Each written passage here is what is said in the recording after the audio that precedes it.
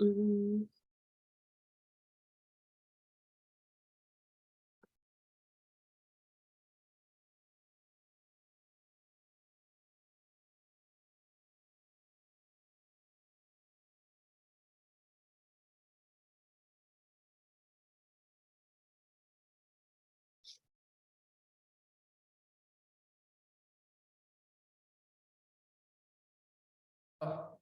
Hi.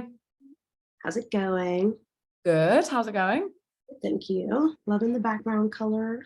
Oh, thanks. So I've kind of got wet hair, and maybe I'll move this chair. But you know, what's a girl to do? Exactly. Freelancer, and you did a little workout at lunchtime, you know? Do you remember when that was like the look? Where like all the music videos, there was this period in like the 2000s or 2010s where it's like your hair had to be wet. Like that was what was cool. Yes. And I even feel that like when Britney did like Slave for You at the VMAs, she was a bit sweaty kind of looking, or like she just come out the shower and that was the look. Yeah. There's also that like Kanye West video where Tiana Taylor is looking like ultra sexy, and she's like all sweaty and like glistening. So every now and then that's actually like a look. I've seen Kim Yeah. So I think you just need to be like, this is my look now. This is my look, you know, just like, it's like quite funny concept though, because it kind of looks like you've got like put loads of gel in your hair. Yes, you know? exactly. Yeah.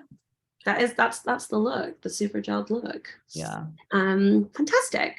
So I'm just debating whether this should be in gallery view or speaker view. I guess we can toggle back and forth, or do we want to keep it in gallery? I mean, I don't know. Like, do you have a directorial preference here? No, I'm trying to think of the difference. I can't like think about what the difference is. Gallery view would be like me and you next to each other. Yeah, exactly. So it's like either let me have a look. So people leave us, see us side by side, or they'll see like spotlight. Okay, yeah. I think maybe side by side, you know? Okay, nice. Unless one of us goes on like a diatribe or monologue, in which case we can be like, yes, yeah. Cool. Yeah, and also just feel free to interrupt me or whatever, you know. Stop. Like if I'm waxing lyrical about something just too fascinating. They're like taking notes like yeah, sure. Cool. See, people are streaming in. Hey Phoebe. Hey Rashida. Hey Tamara. Great to have you here. Yay! Please feel free to use the Q&A function throughout to ask any questions. I'm going to give it a couple of minutes for folks to join. We're also recording the session, so anyone who has to drop off early, feel free to pop your question in now. We can answer it at the end, and then the recording is going to go out. So yeah, that should be cool. Mercedes in the house. Hey Mercedes, how's it going? Rumbi Makanga. Oh my god, fun fact about Mercedes. So I was reading this article and it basically was saying how the car is called Mercedes because when the guy first made the car, his first customer was like, I will buy 10 if you name it after my daughter Mercedes. And he was like, okay, sure. And so it could have been called anything really. But wow, that's fascinating. Because I always thought the people were named after the car, but actually the people came first. Yeah, people came first. Yeah. People came first. Oh, Tamara's just saying hello. You can also use the Q&A just to say hello. I like that. Novel. Make tech work for you. Yeah. I don't know why Zoom doesn't let people have like, I didn't know how to turn on the chat function for like everyone. Can everyone? I don't know. Probably they're worried about people spamming or whatever. But yeah, we're just going to use a Q&A as a chat. People are streaming in. This is fantastic. Well, as it's the hour, we can start some nice little preamble bits before we jump into the content. So start with an intro from myself, and then I'm going to pass the mic over to you, Georgia. Hi, everyone. So happy to have all of you here talking about literally one of my favorite topics. I never stopped talking about this. I was like, and I will never stop talking about this until every person out there has a amazing, powerful personal brand that's working for them. But yeah, if we haven't met before, hello, so nice to meet you. I am the founder and CEO of Hustle Crew. And since 2016, we've been using talks and training to make the world more inclusive. We work with amazing organizations like the NHS, Allplans, Airbnb, delivering our workshops all about bias, inclusion, also career skills. I wear many hats as well. Podcast, techish. Published a book, you might have seen it, on Amazon. I'm an angel investor. I'm just really passionate about all the amazing women in the workplace, and I just want all of them to thrive and be successful, and all people really, but especially women. And I'm just so happy to be here with Georgia, who I first saw on her TV show, The Fox Problem, and now get to call my friend and coworker and collaborator. But Georgia, why don't you tell us a little bit about yourself? Oh, hi. Thanks for the lovely intro. And I'm really excited to be here. Yeah, so I started out as a broadcaster, which is when I made a show called The Fox Problem. And then I kind of went into technology and became an AI conversation designer. So really thinking about how you interact with your AI personal assistants, basically. I got fascinated with tech, and now I'm combining the two. I'm really passionate about especially women, like teaching them about technology and like getting them to make it work for them. And writing about it, talking about it. I've been doing some work with Hustle Crew. I'm now a freelance consultant for some big brands like Microsoft and Google. I also make a podcast about space, and I'm really into building my personal brand. So I'm excited to be here. Oh my God, amazing. Yes, and I'm so happy to have you. I definitely want to hear more about AI conversation building, because I just feel like everyone's talking about AI and I want to be clued up. But first I have to deal with the tech problem because my laptop's not charging. So bear with me 1 second. Sure. While I make sure that is actually charging. Yes. Okay, great. Awesome. So I'm just going to share some slides and kind of like take everyone through the agenda, what we have happening today. As you know, this is all about basically personal branding, how to level up and win big. I'm not going to do death by PowerPoint. I just want you to remember this is all about you and what you can learn. So we're going to start with why it's important to tell your career story online. I just think it's something that we all need to do. So I'm going to ask Georgia to kind of like chime in on her views. I'm going to share a bit of mine. Then we're going to talk a little bit about what channels to focus on. And that's going to be totally probably shaped by your own experiences and your industry. We're also going to talk about managing the workload because let's face it, creating content is not easy. It's not simple. People look at all the YouTubers and think, oh my God, it's so easy. It's long. It takes a lot of effort. And then we're going to close with how do you manage the mental load of attention? Sometimes it's wanted attention. Sometimes it's unwanted attention. But we're going to be talking about that as well, sharing our own management tips, our own tactics, our own strategies. But this is absolutely about being honest and authentic. I'm not going to like come to you with like some Kim K energy and be like, I have the same hours in the day as Beyonce. Like, come on. Sometimes it is hard. So I hope we can be as honest as possible and sharing what we have learned along the way to get to where we're at.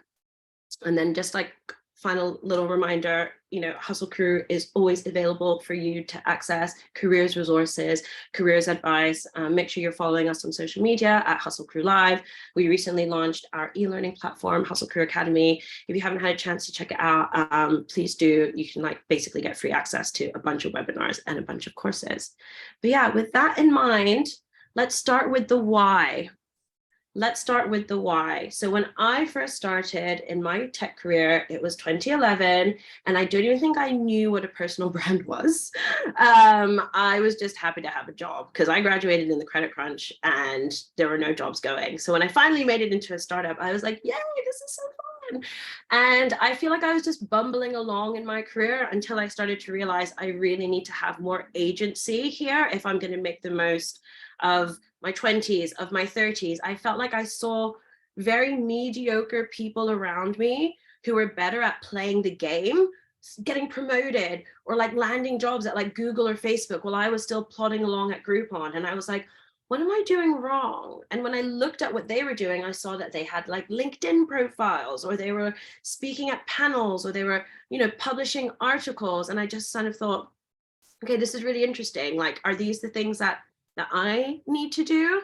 And I feel like it really all came to a head in 2016 when I wanted to start my own company, because I realized for you to put yourself out there and try to win clients, like people need to feel like they're giving money to someone who's like important and who matters. And if there's no profile on you, no information about you, which was the case when I first started out in 2016, a lot of people are going to ignore you. So, for me, I felt like building a personal brand was a way to, one, get my goals, right? Because I was like, people out there manifesting, achieving things, and I'm just sitting here dreaming. I need to put it out there. And secondly, it was a way to make myself unignorable, because I was like, I want to know that when I come to you and say, book a workshop, book a talk, or, be a mentor in my community, you're going to Google me, you're going to Google my name, and you're going to see things about me that make you want to reply and make you want to say yes. So now I just feel like it's a no-brainer for me to do that work, because it's always going to help me reach my goals. It's always going to help me reach the people I need to reach. And it's also about controlling the narrative. Like, I don't want you to Google my name and see, God forbid, some horrible post about me by somebody else. I want you to Google my name and see my website and the amazing story I'm telling about the work that I do, or my company, or my achievement. So this is why this work is so important for me. But tell me your side, Georgia. Why is it so important for you? Yeah, I feel like everything you're saying super aligns. I remember when I was starting out, like presenting, I was on this big YouTube channel called SBTV, and YouTube was quite a new thing at the time, which I know seems mad now. Not that I'm really old or anything. And I saw people around me who were doing similar things, like really setting themselves as experts online. And I found it hard to like transition my real life personality and all the things that I was doing every day into this kind of easy to digest online persona. So for a while I really shied away from it, but I felt I was really like cutting myself out of the game there, because especially as a freelancer, you can't attach yourself to one workplace forever. And it's really important that you make as much noise as possible, especially when you're doing such great work for someone. It's a real shame. And it's almost, these days I'm thinking it's kind of ungenerous not to share it. If you're having a really good conversation, or you've got a great tidbit out of someone when you're interviewing them, you want to, not only for your own development, but also like you want to let everyone else know about it. I actually had an agent at one point who really encouraged me to post more online. And she said to me, look, like, you're really talented at what you do, but if you don't tell people about it online, like I literally can't get work for you. So that also like really changed my perspective. And then when I started working in the corporate world in Google, I was kind of confused about how to like set myself up as this person that talks about tech, but also does broadcasting. And it took me a while. I think a big key takeaway for me has been like experimenting and confidence, because it's kind of scary sometimes, like to put yourself out there. It's like you might be worried about what people think, or I definitely was. And I know I can find it easy to like talk to people in real life, but I was like, is this going to translate really well on like Instagram or TikTok or YouTube or LinkedIn? So a big hump for me has just been like kind of getting over myself, like caring a lot less, experimenting, not being afraid to kind of look silly. And yeah, just really trying to make the most out of the content that I'm doing.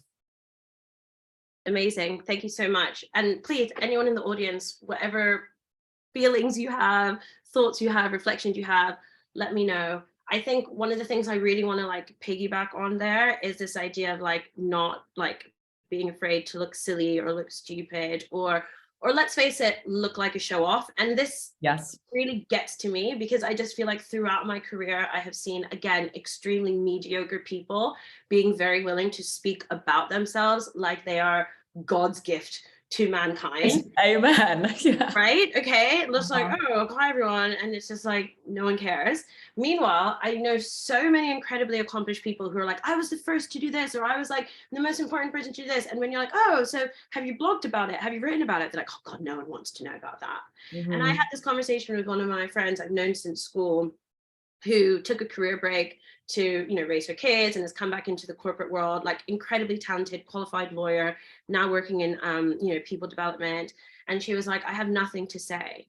And I was like, how can you say that? There's always someone one step behind you, 10 steps behind you, 100 steps behind you, and they need to hear what you have to say. And I think about that as an entrepreneur. Yes, I have not built a unicorn, but I have built a company that's globally renowned, that hires people, that helps clients. And there's someone out there who hasn't even started their business yet, and they need to hear from me. There's someone out there who hasn't even won their first client yet, hasn't even sent their first invoice, and they need to hear from me. There's someone who hasn't even set up their website, and they need to hear from me, because everyone else's voice isn't cutting through the noise the way that mine will. So the way that I have gotten over that fear of, oh, no one cares, I'm like shouting into the void, no one's going to listen, really is the feedback that I've had from people. And I cannot tell you, like 6 years into the entrepreneurship journey, how it warms my heart when I get a DM from God knows what corner of the world saying, hey, Abadesi, I just want to tell you, I listened to your podcast, or I read your email newsletter, and I just find it so amazing that someone like you is out there doing this work, saying that you're so inspiring. It never gets old. Like, it is such a breath of fresh air. It's like a little energy boost.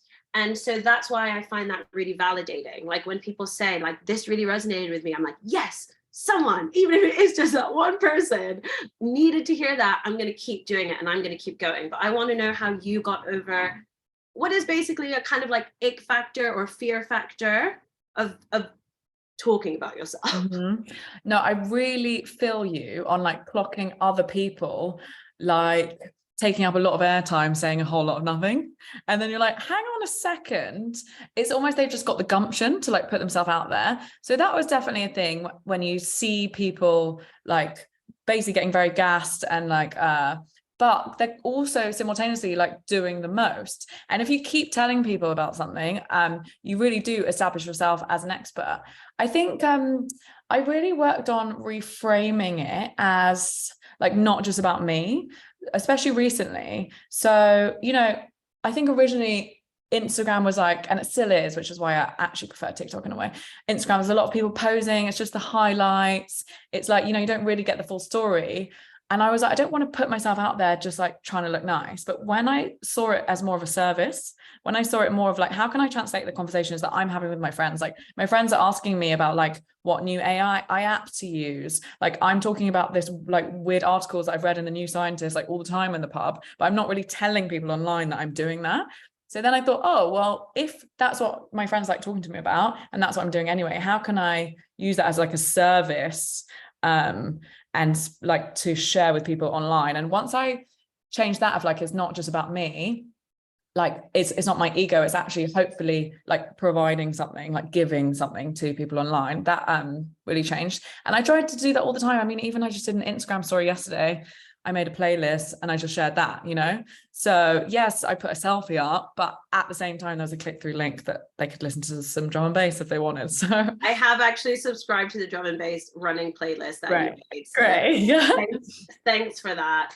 And I really like that idea to remember that you are kind of educating, right? Like, you're educating. So you're not just talking about yourself, you're using yourself as an example, like an anecdote, in order to educate somebody else, or like teach someone else something, or to brighten up their day. And I think that's like such a helpful way to like get over that fear of talking, or get over that like hesitation. And I think, using myself as an example, I often find that it's important for me to join a conversation and share an opinion that hasn't been shared yet, or I feel hasn't been shared enough yet. So as an example, I was hating on Elon Musk long before he bought Twitter. Long before he bought Twitter. You can go back to early Techish, okay? I'm talking like 2018 Techish podcast, where people are just like, oh, but he's like sending rockets into space that can like land themselves back again. And I was just like, but have you looked at the working cultures of his company? Have you actually looked at his personal track record as a leader? This is not a good guy. This is not someone that cares about making the world a better place, treating women fairly, treating Black people fairly. This is a guy that cares about making money. And people are just like, oh, you're such a hater. You're such a hater. Like, I would literally get into fights with people who are just like, why do you hate Elon Musk so much? I was like, because he's trash. I'm sorry. Like, he's trash. Then when he bought Twitter, everyone started to be like, actually, he's quite a problematic guy. And I was like, oh, is he? Oh, is he? And I just feel that like sometimes what you want to put out there is an opinion that you feel other people should give more attention to, where you're just like, let's just peel back the layers a little bit more. And, for me, being a tech inclusion advocate, I use any opportunity I can to call out someone with power, with authority, who's not doing enough for inclusion. That is my role in this industry. And yes, it's going to antagonize people, and yes, it's going to upset people, but that's the cost of progress as far as I see it. So I guess the question I'm asking you is, are there times where you feel it's okay to be provocative with your personal brand? Yeah, I actually have one last thing to say as well about getting over the fear of putting yourself out there. And I think you talked about how important it is to like big up women in technology. It's something we both feel really passionate about. And it's just a shame, isn't it, that like, unfortunately, as women, like, I'm talking about the SB days when I was interviewing Justin Bieber and Rich Branson every day. And I was like, I don't want to tell people about it on the internet. Oh my God, I like don't want to show off. So I think it's really important that we do like gas our own achievements and like be proud. So yeah, that's just a little bit from before. In terms of being provocative, I think it's really important to ask questions, especially in the industry that we work in. Technology, like we're on the precipice of like, what do they call it? The fifth industrial revolution. All these technologies are developing so quickly, it's like impossible to catch up with. I'm planning a workshop to teach people how to use AI tools in 6 weeks, and I'm not going to be able to plan it until the week before.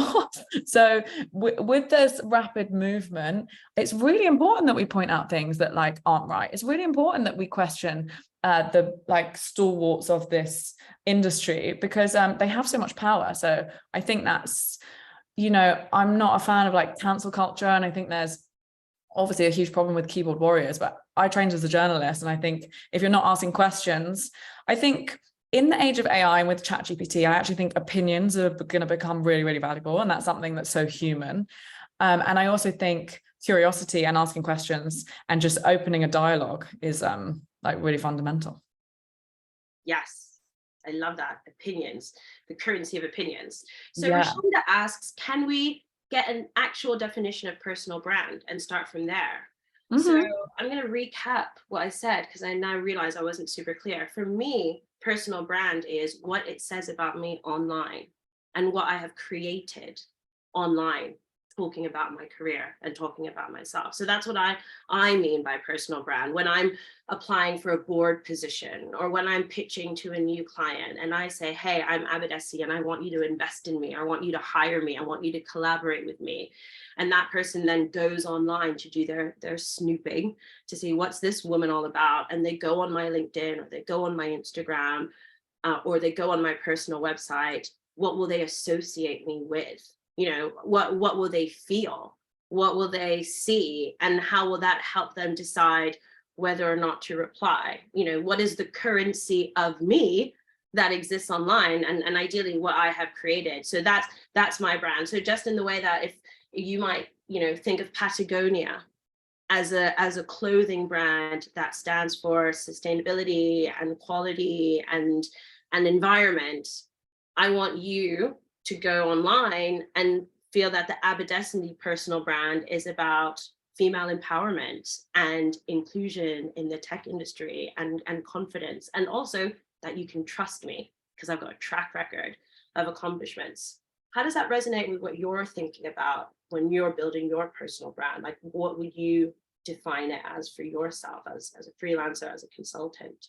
Yeah, I love that. It's funny because when you hear personal brand, you think of, oh, I need to choose a color scheme or a font, you know, and it kind of is that, obviously, the way you present yourself and what like your sort of, you know, I like make sure my newsletter looks nice and things. But and I'll be honest, it took me a while. It sounds quite scary, doesn't it? Personal brand. It's like we're humans. We're a myriad of things. We have feelings. We like drum and bass, and we like the New Scientist, you know, and sometimes that's hard to like condense into like a few Instagram posts. But for me, what really helped define it was coming back to like the things that I want to do and really having the power to tell my own story. Like I was finding, even now, if you Google me, there's like pictures of me at events or like old interviews that I did with rappers like 10 years ago. And like, that's all very well. That is part of my story. But developing my own personal brand allows me to tell it for myself. Like I've moved from interviewing rappers into working in technology, and I'm really passionate about upskilling women, teaching them how to use this like incredible technology that, you know, our phone in our pocket is actually more powerful than the first rocket that sent people to the moon, which I always find amazing. and also wellness and like looking after yourself. So it wasn't easy to come up with those things that I wanted to push, and it really took a while and I had to do a lot of thinking about it. But now I know the blocks I want to hit, I find it a lot easier to present myself online and make content.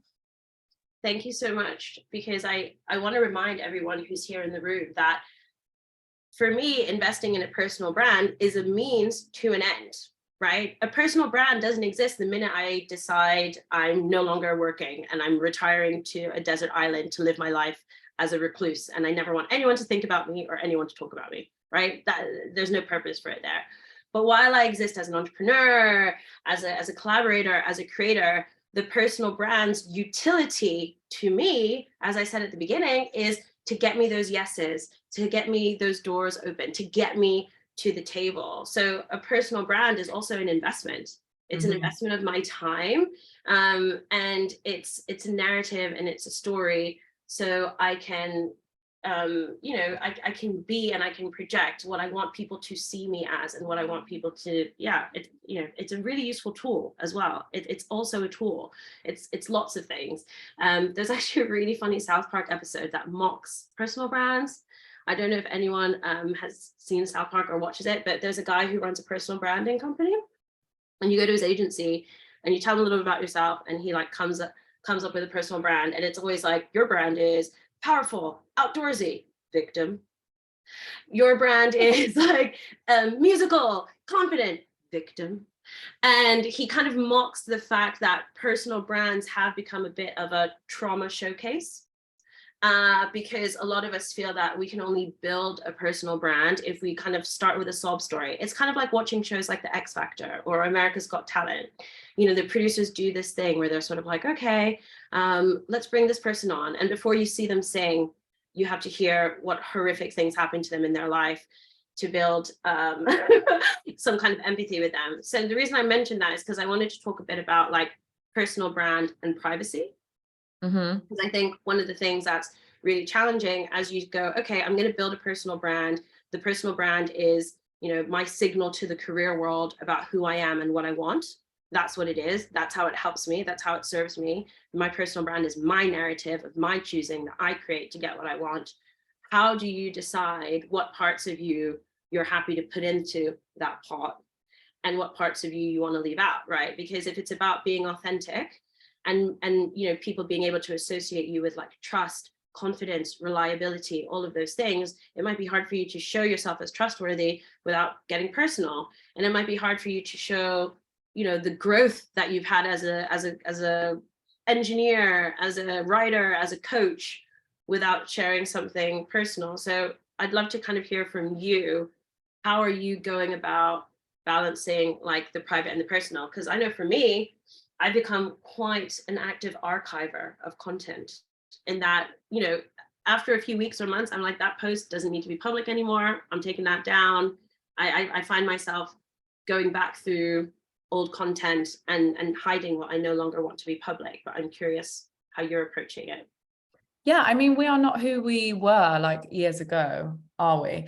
I also just want to pick up on the point of making a personal brand work for you, because I think it relates to the idea of the ego and finding it cringe and then reviewing it as something that like, this is actually a tool. And personal brand as word sounds so heavy and scary and weird.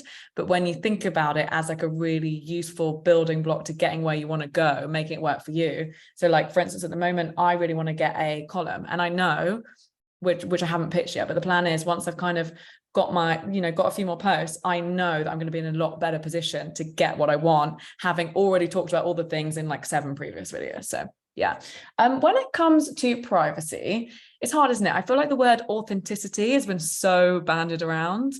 There's also a real power in vulnerability. I'm a huge fan of Brené Brown, and I absorb a lot of therapy content on Instagram, but I don't want to be making it myself. There's also an idea a lot of the time, especially as women, that we have to share trauma to make shareable content, which I just really don't subscribe to. So I really think it's a balance. And to be honest, I haven't always got it right. I've really undershared and haven't said anything and made it appear like everything's roses and great. And then there's been times, I did that recently, I posted a video on TikTok about I was having anxiety, and I was like, whoa, like cool, I want to talk about wellness, but I don't know if I want to go that deep, and I ended up archiving it. So again, in the same way that making content and seeing where you sit, and even when it comes to schedules and what kind of stuff you want to make comes down to experimentation. I think how much of yourself you want to give away is really true as well. I was having a conversation on a date last night with someone about when you're getting to know someone, even as a friend, you don't have to reveal everything straight away. You want to kind of get to know someone before you give away the major things that have gone down. And I think the same thing applies in some ways for social media. You might want to build yourself up a little bit and then be like, hey, yeah, I know about grief, I know about trauma, if you feel comfortable, or never at all. And it really just depends what you're talking about. If something happens naturally and you feel the urge to, then fine. And I don't think there's any shame in deleting stuff. I do that all the time. Yeah, definitely. I love that so much. And I think for me, turning that into like really practical advice, one thing that can be so helpful is like looking at what you want. So in this case, I want to get a column, and then looking at someone who has that right now, right? So for example, Bola Sol, who I love, has just become a Grazia columnist talking about personal finance. And if you're thinking about how do I build my personal brand to be like Bola Sol and get that Grazia column, then you can look at her personal brand and you can literally audit it. You can go on her Instagram and go on her LinkedIn and go on her old podcast and be like, okay, what do I like about what she's done here, and that I would feel comfortable doing myself? Ooh, I like these little videos where she does explainers. Ooh, I don't like that more personal stuff where she's tweeting about, I don't know, her opinion on misogynoir. Like that's not in my toolkit. And I think when you go through that audit of someone else, it almost makes it a lot easier than thinking about what you would or wouldn't do yourself. And I remember when I first started out on LinkedIn and Instagram, I did that a lot. I would look at people like Arlen Hamilton, one of the most prominent Black female VCs, or I would look at someone like Sophia Amoroso, the founder of Girl Boss, and I would kind of be like, oh, I like that. Oh, no, I don't like that. Oh, I could see myself doing that, actually. I think about that all the time with someone like Morgan Dubon of Afrotech. Oh, I could see myself doing that. Oh, that's not me. And I'm effectively imitating them. Mm-hmm. I don't think there's any shame in, especially in the world of like talking about your career, manifesting your career goals. I don't think there's any shame in like imitating things, because whether it's a LinkedIn celebratory post or like an Instagram confessional reel, these are now like almost templates for creating content, which I think is like totally fine. And on that, I would just love to know, is there anyone that you have seen on TikTok or any other channels where you've kind of gotten a bit of creative inspo from them?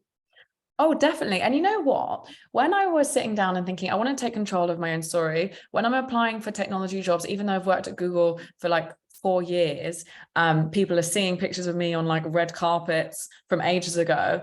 Like when I thought I want to own the narrative and I want to combine the tech and the broadcasting, and I'm just going to go full power ahead. I also love the phrase, I am cringe, but I am free, which I'm really like kind of working into at the moment. And it's really helped me get over myself. I actually sat down and made a list of people that I rated online, and I looked at their content, and it was a good place to start, especially if you're thinking about how am I going to develop my personal brand. I literally put it in like a Google spreadsheet, linked to their Instagram, put the content that I liked, and thought about how that would kind of relate to my own life. And I think, imitation is the sincerest form of flattery. I also love that there was a Kim K quote recently, like they can steal your recipe, but the sauce won't taste the same, So it's like you can do something really similar, but the way you do it will be really different just because you've had such a different lived in experience. So there's so many people. I mean, I love the Receipts podcast. I love like what they did coming from kind of community radio station. They became the biggest podcast on Spotify. I love what they talk about and the authenticity. Sorry to say that word again. I think Elizabeth Day, how she got kind of bigger when she was older. She like reframed the whole narrative of failing. I love how she presents on Sky Book Show, but she also has a really smart podcast, and is really vulnerable. She's actually an example of someone who, we followed her fertility journey. And I used to love the High-Low, those two, and like Dolly Alderton, she really talks about the millennial female experience. Sharmadean Reed, she's just, someone that's been around for so long. Like I grew up in London, and even from WAH Nails to witness that journey from WAH to now to the Stack via what was it called? Female Girl Corp and Future Girl Corp. Future Girl Corp. Yeah. Emma Gannon, I think her newsletters, yeah, are really good. So yeah, I'm always just like stalking people online. But also I think it's important to not spend too much looking at other people. Sometimes I'll try, I know we're going to talk about content production, but sometimes I'll try and like almost work that into my content like plan, in that I mean I don't always like smash this, but spend literally 40 minutes looking at other people rather than you know, just going on it all the time. Oh, I also really like the Selfhood on Instagram. I think she makes really brilliant, really fun, really human content. I love that. And yeah, I kind of want to set a challenge to everybody in the room. Like when you're going on this content audit, right? When you are looking at the people that you aspire to be, or at least aspire to have some of the qualities of, like, wow, their public speaking record is amazing, or wow, like the investors on their cap table are incredible, or my goodness, look at the events that they're speaking at, looking at the jobs they have. When you see a piece of content that really resonates with you, where you're like, I could see myself doing that, like I could do that, make that the next type of content you do. Like, don't just tell yourself that, like, I'm going to do that celebration LinkedIn post, or I'm going to do that how to reel, I'm going to do that recipe TikTok or day in the life TikTok, whatever it is. Don't just say it, do it. Even if like you end up deleting it 1 month from now or 2 months from now, just do it. Because, you know, as Tiwa of Confident and Killing It always says, confidence is like a muscle, and you really do need to like use it to strengthen it. And the same is true about talking about yourself online and creating content about your career journey online. It only gets easier the more you do it, and you only get better at it the more you try and fail and like awkwardly launch a Substack and then like kill that Substack talking about myself, Abadesi on leadership. So my challenge to all of you is do something inspired by someone you admire as quickly as you can. So let's move on now to the actual practicals of it, because I think we've spent quite a lot of time talking about what personal brand means to us, and specifically how we use a personal brand to like manifest our career goals, get what we want, tell the story that we want people to know about us, explain the values that we want people to associate with us. I want to talk a little bit about the channels on which we do that. So you've mentioned a bunch of them already. You've mentioned the How to Fail podcast.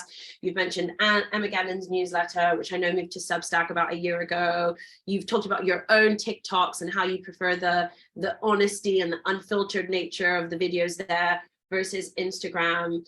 One of the things that has been really powerful for me over the last few years building this company is LinkedIn. And I know LinkedIn isn't sexy, and I'm not expecting it to be sexy. It's like, I'm not going to McDonald's for a salad.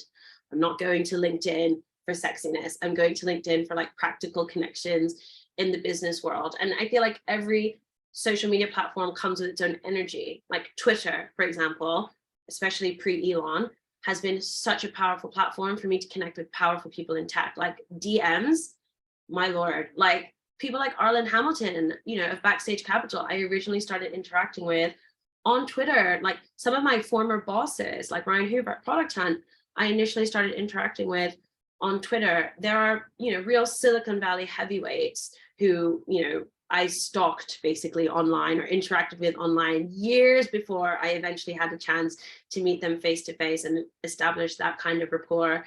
But yeah, I definitely feel for me, picking the channels I want to be on has been directly tied to my career goals, directly tied to who are the people I want to work with or work for, where do they spend time online, how do I get there? And if I even think about Techish Podcast, it was the podcast era. There were so many startup podcasts, How I Built This Week in Startups, and everyone in tech was talking about it. And I was like, if we want to be talked about, our work, our missions, our company, myself with Hustle Crew, my co-host Michael with his platform, People of Color in Tech and Pocket Jobs, we need to be in there, you know, like we need to be in it to win it. And that's why we started the podcast Techish, and we set all of these goals for Techish.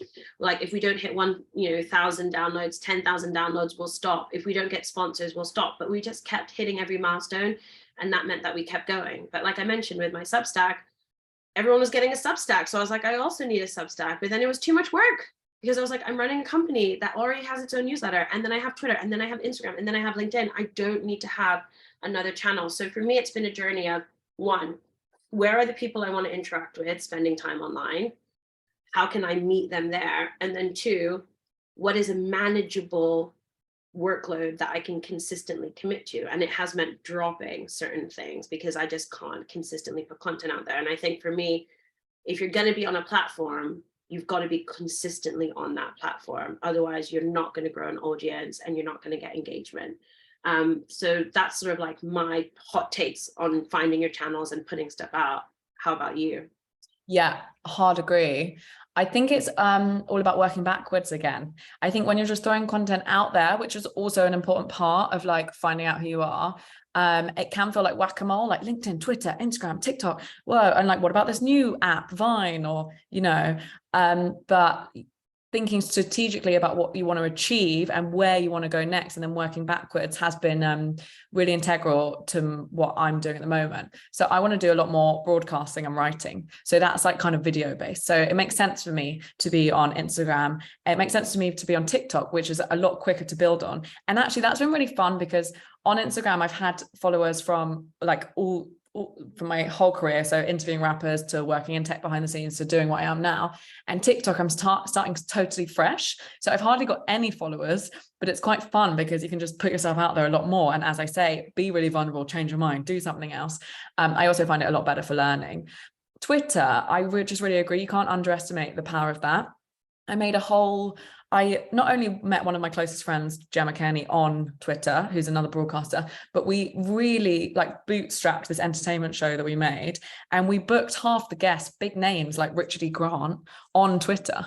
Like, you really would be surprised at like who checks their like mentions, basically.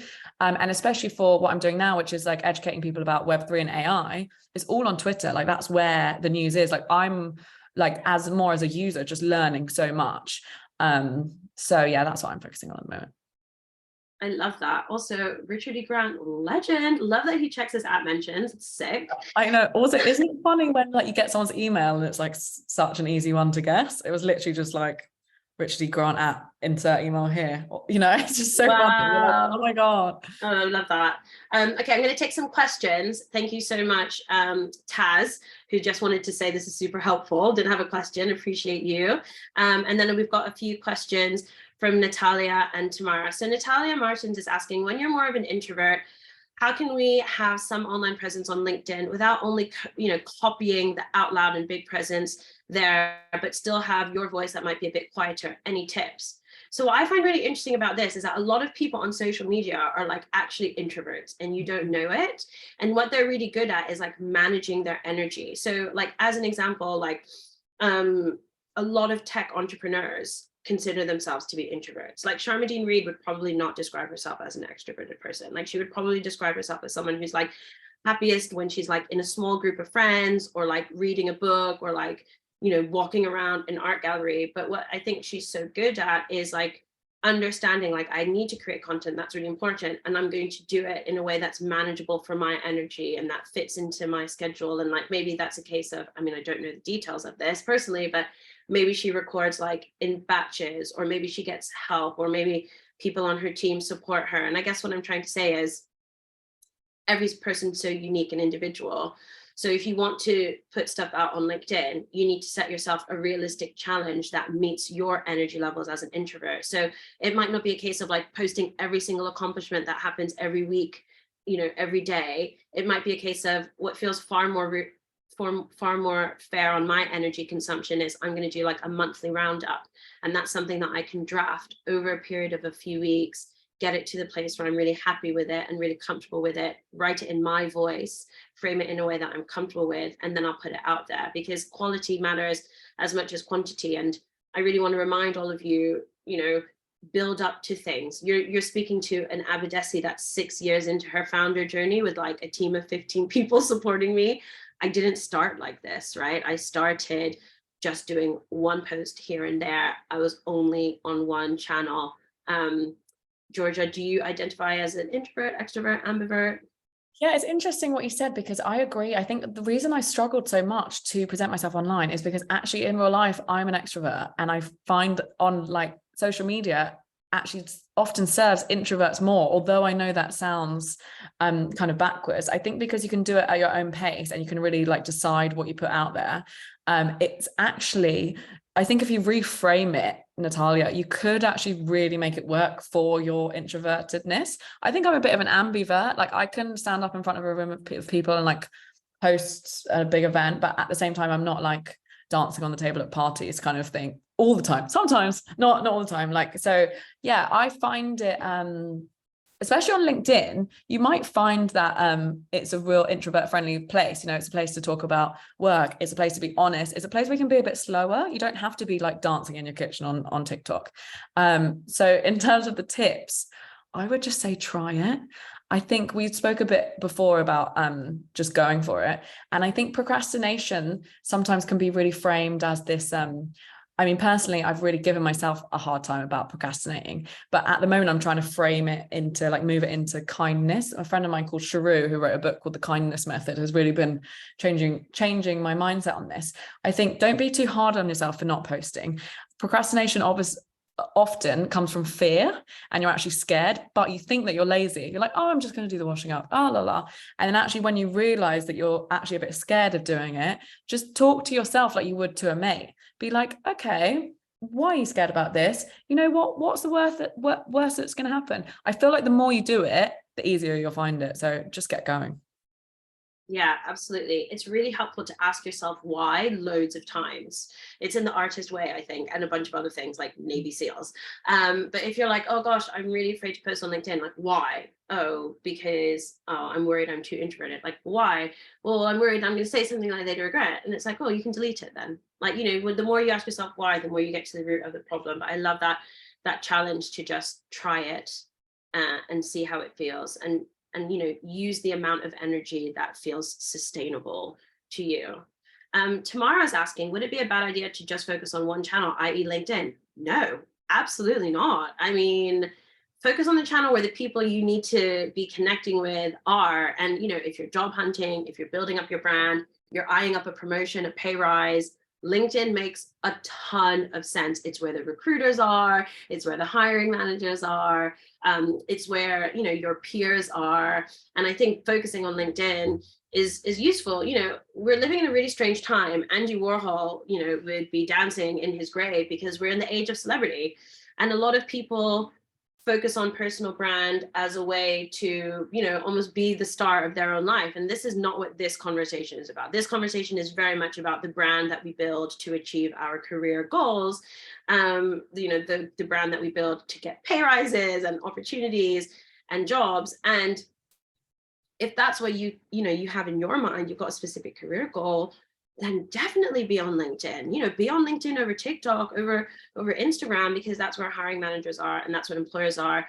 And interestingly, I thought Roshinda made a really interesting point. She said the best thing that she did for her brand was actually to stop posting on Instagram, pull back from Twitter, and focus on her blog and newsletter. Now, I'd love to hear what you do, Roshinda, but I'm guessing you're either like a consultant, an entrepreneur, a side hustler. You're doing something where people need to invest in you personally, in your name, and the talents that you have.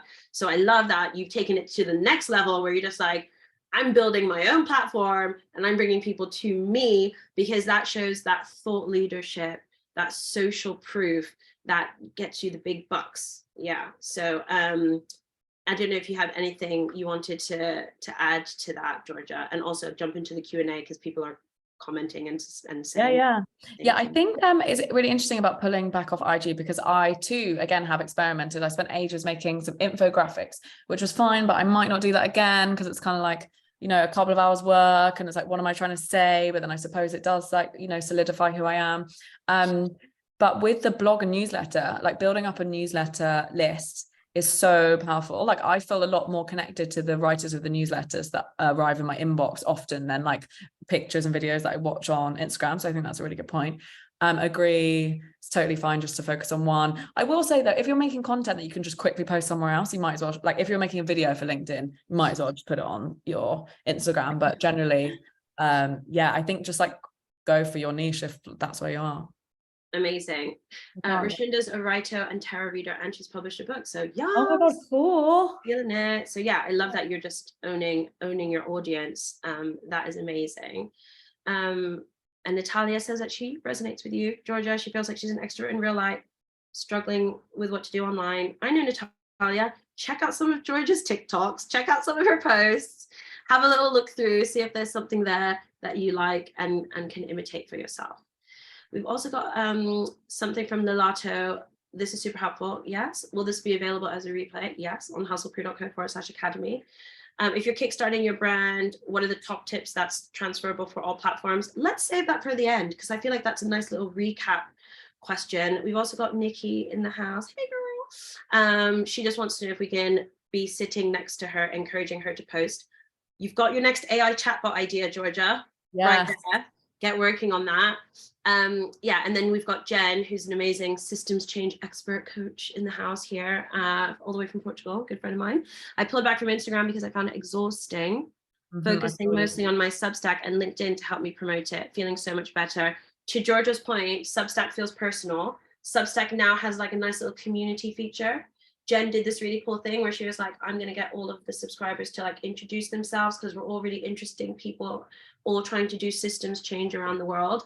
And I just remember catching up on emails one Sunday and having a ball, reading everyone's bios and stories and writing my own. So it's quite cool how a lot of these newsletter platforms are adapting to helping you as a thought leader, as a professional, as a maker, an artist, whatever it is, nurture your own followers. So just before we jump into the other questions, I just want to get a few practical tips around creating and scheduling and managing stuff, and also managing comments. So the first thing is, tell me what tools you use to make videos or whatever. And then the second thing is, tell me how you manage the attention that you get, both wanted and unwanted. So first of all, I'll say, when you asked me to do this, I was worried that I didn't have a good enough personal brand to talk about it. So just to like give you some insight on the fear and like getting over it, because I don't feel like I always smash it. Like, I think it's a symptom of ambition that which I'm really trying to work on, that I always have I feel like I always just have too many ideas for the things that I want to do, and I never quite feel like I'm fulfilling them, but I suppose that's the energy that like spurs me on. So when it comes to making stuff, I just try and squeeze it in like around my other freelance gigs. What's been really helping recently is an accountability partner. I really think you can't like underestimate this. A good friend of mine, Fabs, she works in a completely different industry. She's actually a DJ, but every week we'll have a Zoom and we'll talk about the post, or even just the kind of things that we want to work towards. And knowing that I'm talking to Fabs tomorrow, and I told her last week that I'd make this video about AI, it really, really spurs me on. It's kind of like meeting a friend at a gym class, which means you have to wake up, you know? So I'd say that's really important. In terms of the actual tools that I use, apart from friends and getting over myself, I use Canva loads. It's like really, I've never been very good at design, and I feel like that just makes it really, really simple. I use an app called InShot for like editing my videos. I actually wanted to ask you what that AI one was that you were using the other day. Vidyo.ai, vidyo.ai. You plug in any video recording of you. It uses AI technology to like cut it into like sections and clips and layer filters and captions on.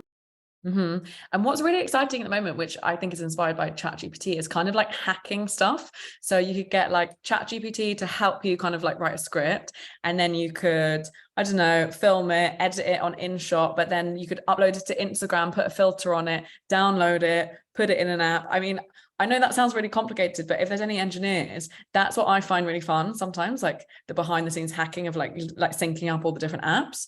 And it's just like, if you block out some time to do it, it can just be really fun. So I love that. Yeah, so I also find that, you know, tools like Buffer or Later.com can be really useful if you want to post on multiple channels, because to your point, you might be like, look, I only want to like use LinkedIn now, but if I'm posting a caption or a quote, I might as well post it out to my Instagram followers too. You can use these tools to just do that work for you, and they cost like $50 a year or something. So it's quite useful. Or you can like share with a friend. So yeah. Okay, awesome. So a few more questions. We only got 10 minutes left. So, oh, Laura's in the house. Hey, Laura, we're at school together. She's wondering if folks would be open to like sharing a list of people who dialed into this call, or just like any sort of like accountability partners. Maybe what I can do is like when I do like a little follow-up, if you're happy for us to like share your socials, will you just put your socials into the Q&A box, and then or your newsletter, like Jen, you might want to put your Substack, whatever it is. But if you're happy to sort of like share your profile with everyone who's been on this call, just pop it into the Q&A box, your LinkedIn link, your Instagram, your Substack. And what I'll do is like include all of the ones that have been shared in the Q&A into the follow-up email. So yeah, we've got a few questions around basically like balancing things and doing things authentically. So in the interest of time, I'm going to try and answer a few, and then whatever you feel you want to add to, Georgia, please do. So Taz has said, any advice for those of us who don't want our face in every video? I get really freaked out when strangers approach me or recognize me from social. That is like the price of being public, right? I find that really interesting, like how privacy is increasingly a luxury. And I think one of the things that is really important to remember is that like if you're educating people, then you can educate people with quotes and you can educate people with text.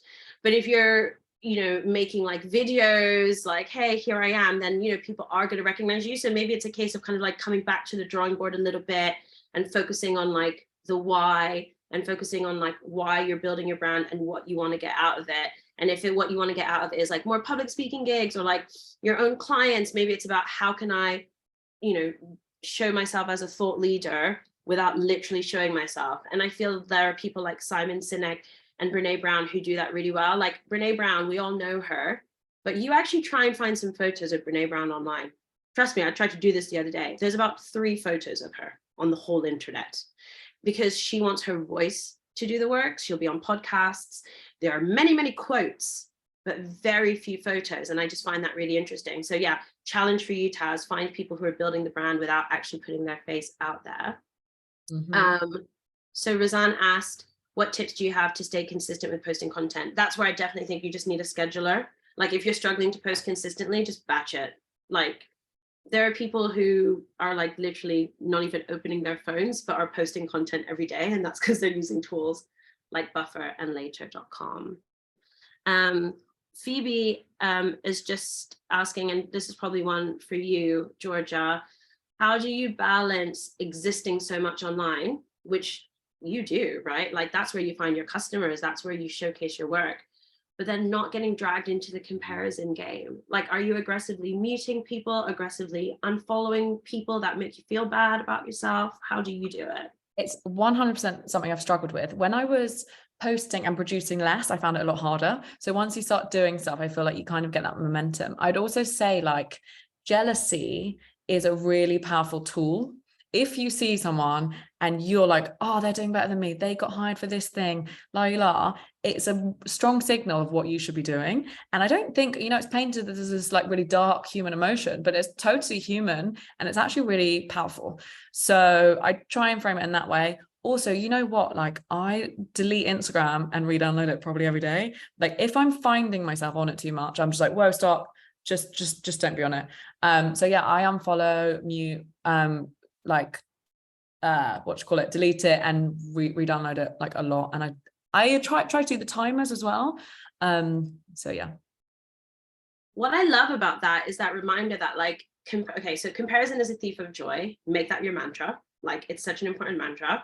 The second mantra that you need after that is remember when you wanted what you have now, because we're very bad at that. We're very bad at forgetting, like I remember when I wanted this, I wanted to be my own boss. I wanted this life.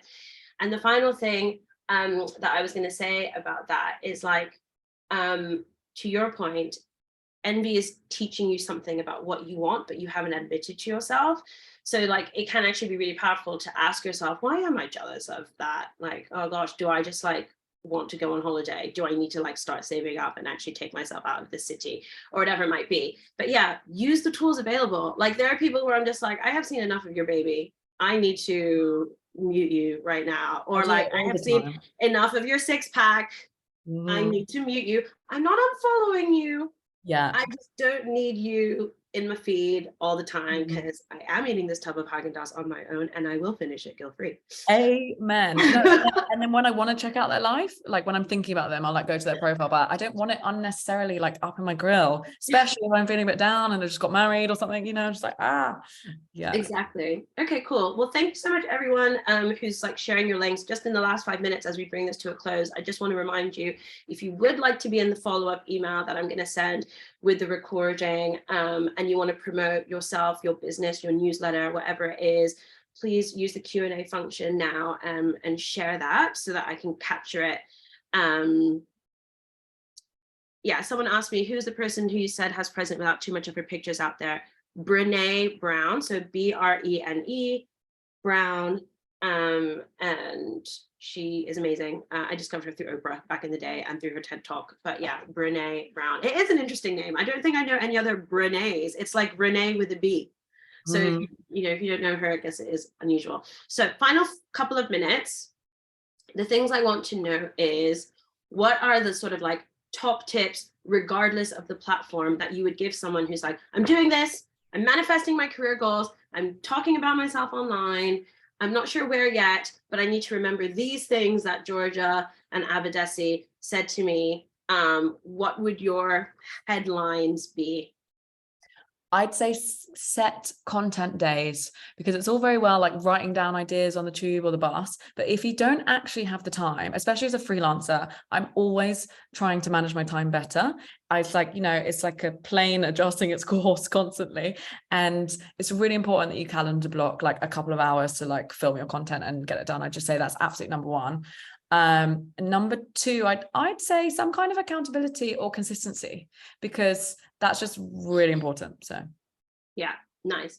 And I think for me, this is actually a super like abstract exercise, but like write a very short bio about the person you want to be, right? So if you are like on the journey to become an award-winning entrepreneur working with the UN and Bill and Melinda Gates Foundation or whatever, I want you to write 4 or 5 sentences of that bio, right? And it's like with a column in the Sunday Times and a weekly show on BBC One. Like, I don't care what, like, be audacious, write that little thing, and then go out and find people who are doing those things and do that audit, do that personal brand audit, and then final step, decide what you're going to imitate from those people that you found. If it's like, I really like the way they posted that professional headshot with like a quote about, what they want to get out of this year, then do it. If it's like, I really like how they featured on a podcast and shared their story, find a podcast that wants to hear from you and share your story. But yeah, write that aspirational career bio.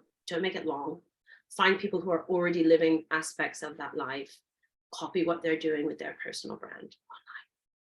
So I'm going to wrap it there. Georgia, you're amazing. I want to keep stalking you online. How do I do that? thanks so much. It was so lovely to answer all your questions and hear from you. And it was really great to have a chat. I actually feel inspired by you. So thanks. I'm on Instagram at Georgia_LA. I'm on TikTok at the same. I'm on LinkedIn, Georgia Lewis Anderson, Twitter at Georgia LA too. Amazing. And you all know where to find me, at Abadesi, at Hustle Crew Live. I'll be sure to send the follow-up email with the recording and all the wonderful profiles. Good luck experimenting. Don't be afraid to be cringe and be awkward. I look forward to seeing all of you succeed in the future. You can buy me a glass of champagne when you made it to that goal. Can't wait. See you. Bye. Bye.